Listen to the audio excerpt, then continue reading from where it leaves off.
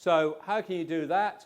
You can take certain types of commercial properties, which my favourite is offices, into residential.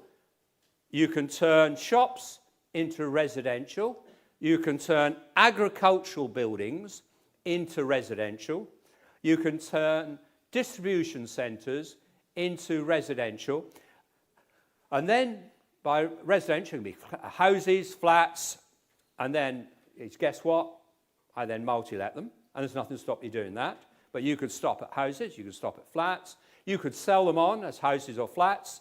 I even turned a building, I got the prior notification process passed, and I was offered money just because I had the ability to turn it into residential. I'm just going to keep an eye on the time because I've been told I've got to behave myself and keep to time.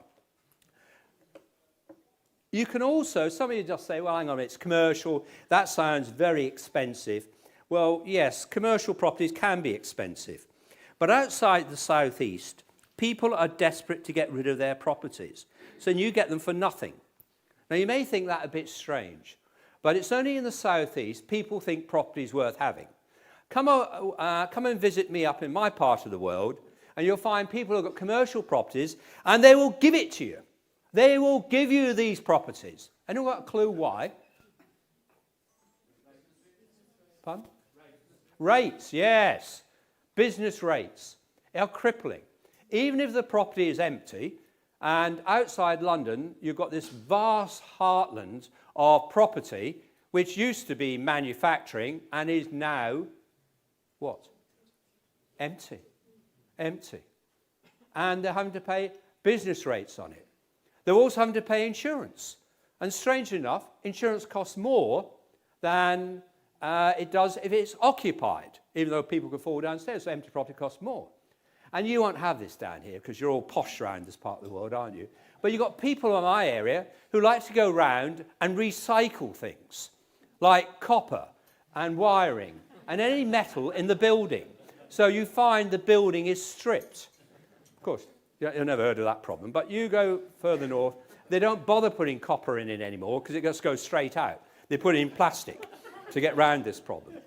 You can also take these properties on leases.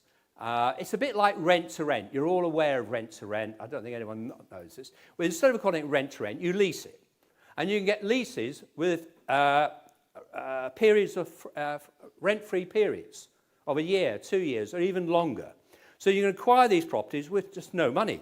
You're just taking over the liability for this property by paying the business rates, except you'll get out of that, and you'll insure it. But because it's now residential, the cost of the insurance will come tumbling down.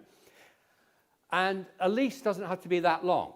50 years, though, if you have a chat with, I can't remember the company who's doing bridging there, they want 60 years. So you don't have to have a long lease to be able to get finance on the property. People don't